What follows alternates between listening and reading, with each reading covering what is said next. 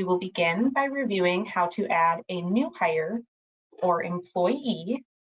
All employees who enroll in COBRA-eligible benefits should be added to our system to ensure they receive their general rights notice, which explains their rights to COBRA should they experience a qualifying event.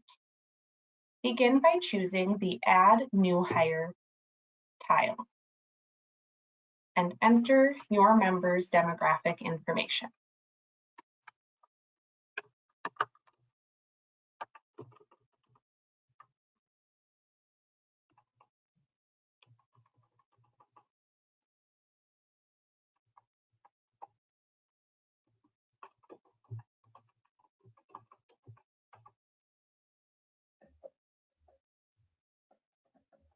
The employee ID field is not required unless a Social Security number is not provided.